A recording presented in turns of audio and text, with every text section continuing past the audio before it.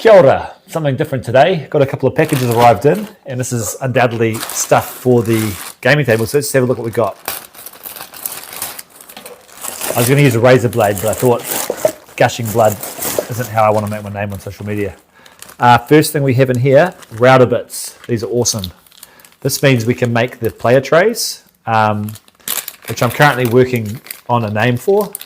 I've been thinking about making all the accessories for the gaming table, the companion line. So the player tray, I might call it the companion console or the command console. Let me know if you think either of those are better. But here's like a big example of what we got here. There's a big chunky router bit. And that there would be perfect for cutting out the little recess that pens or dice would go into. And we've got a couple of other sizes here. We have that big chunky boy, a smaller one, very, very similar style. And the last one, a little small version of the same style. So that'll give us a lot of little bowl cutting out shape options. We'll move those to the side. We'll see what our next guy is. Oh, these are pretty straightforward. Nothing exciting about these, very practical, but critical for a game table. Individually bagged, because we need more plastic in the world. Cup holders, they're just a nice clean black cup or token holder, and they'll go into a wood surround for the game table. Those look really good. Happy with those.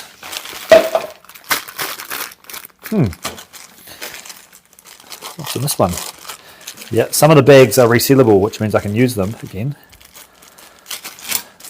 Other ones are sealed up. Oh yeah, these are adjustable feet.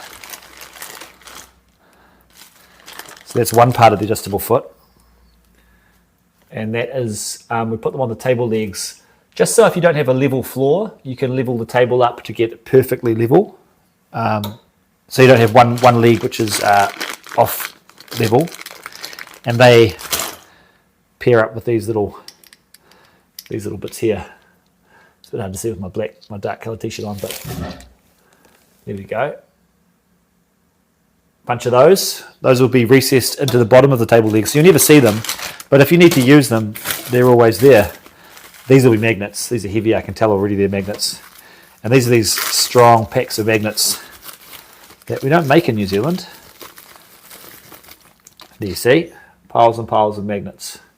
And let's see how strong they are there. Trying to remember what they're made out of. Neodymium I think it is. And oh, actually they're repelling each other really strongly. If I put them the other way around though, they lock on. And see if I can, yeah, I can't pull them apart. It's impossible to pull those little guys apart. They're so strong, so I have to slide them apart. But if you hold them with the poles, both the norths facing each other, you can't push them together. So I'm really happy with those, heaps of those, because the more game tables and accessories we make, the more magnets we'll need. So it's nice to know those are easy to get. Magnets, that feels different. That feels different. We better check what's inside these ones. That's more legs. They must come from the same place, presumably. That'll be more, no, that doesn't feel like legs. What's this one? Oh, more router bits. So those little router bits there, they're only 3mm router bits, which are quite delicate. I can imagine they're quite easy to break. So I've got myself a pile of them, 5 of them, for cutting out the card slots that go in the command consoles or companion consoles.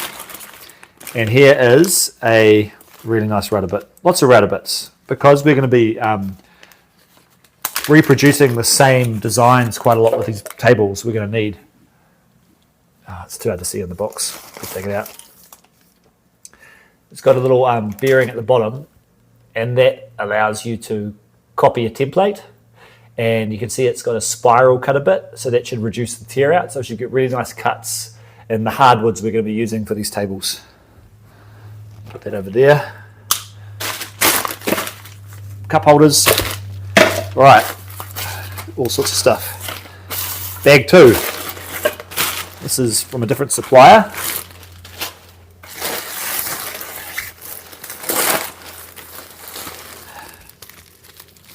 I don't know what these are. These are also for the companion command console, the player tray. Beautiful black T-Track.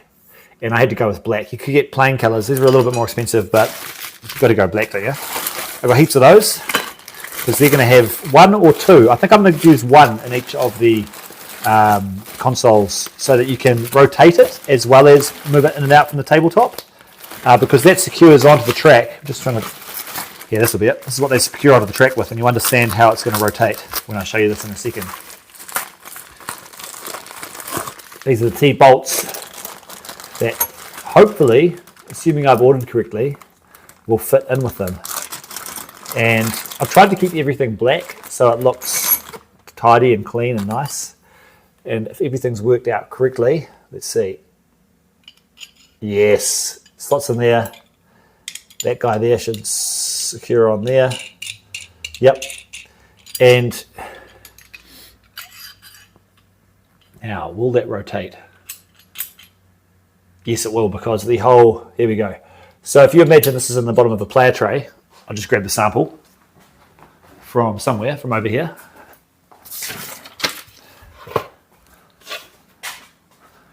This guy will be recessed into the bottom of the player tray. Oh! Better pick that up.